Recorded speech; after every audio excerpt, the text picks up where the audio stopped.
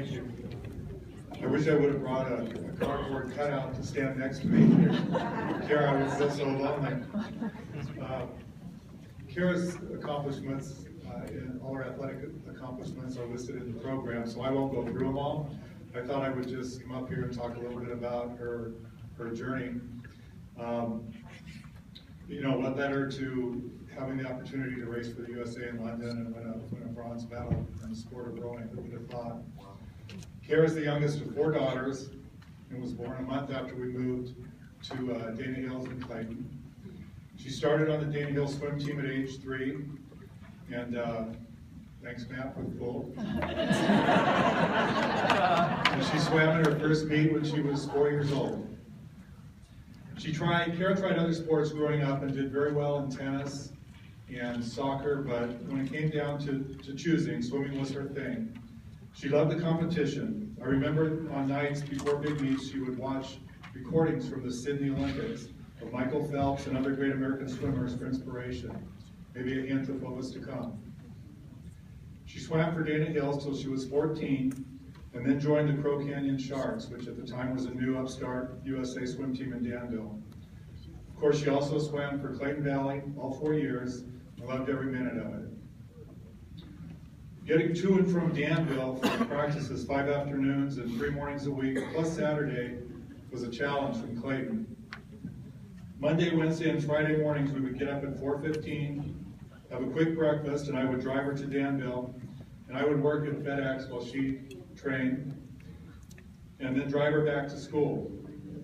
At night, one of her coaches would bring her back as far as Walnut Creek, where Carol and I would meet him, and we would hand him dinner, and he would hand us Kara.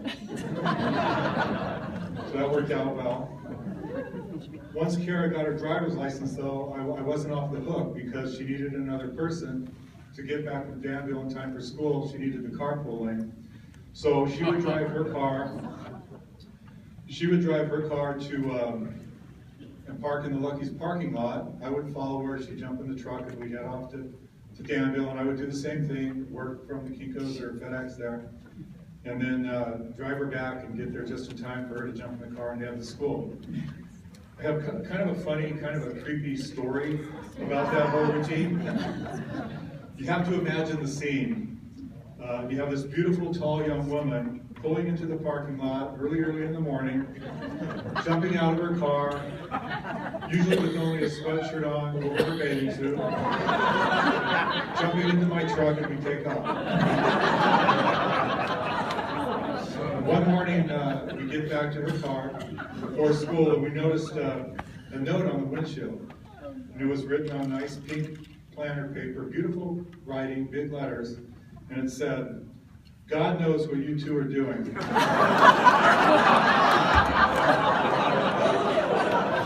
Well, you know, God did know, but this person obviously didn't. I got a chuckle out of it. Kara was mortified. She didn't want to park there any longer. I've kept that note all along, and I use it to remind myself not to judge people without knowing the whole story. As Kara went through high school, you know, like everyone else, we started talking about colleges, and of course she hoped to go somewhere where she could swim. She was getting offers from various schools for swimming, but she had decided by then that she really wanted to go to Cal. And Cal was recruiting swimmers at a bit higher level than she was at the time. She talked about this during a camping trip, and a friend of ours from Sacramento told her, well, go talk to the rowing coach. They love to recruit tall swimmers. It's a similar training program, kind of monotonous and very physical sport. So on her own, she started researching that, and one thing led to another, and eventually she was invited on a recruiting trip, which led her to signing a letter of intent to attend Cal and be a part of the rowing team. Kara really took to the sport and became noticed nationally pretty early on, and I guess you could say the rest is history. Carol and I are very proud of all of Kara's athletic achievements, but more than that, we are proud of the thoughtful young woman she has become. And of course, like other people have mentioned, I think her experiences through school, at Clayton Valley, you know, all led to that, and many coaches that were involved in her life, many mentors.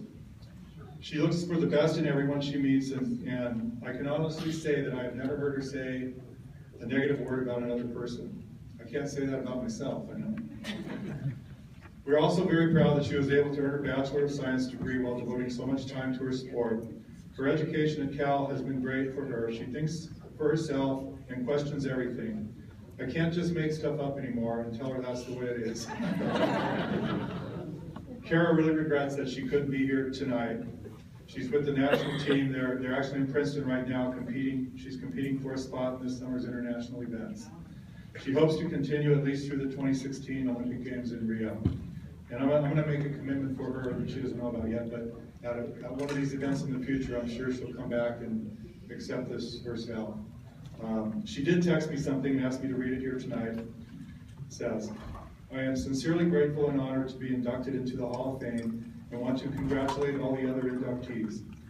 I have always aspired to be like the great athletes that preceded me at Clayton Valley High School. I can only hope that my experiences will inspire some young budding athletes to dream big. Thank you.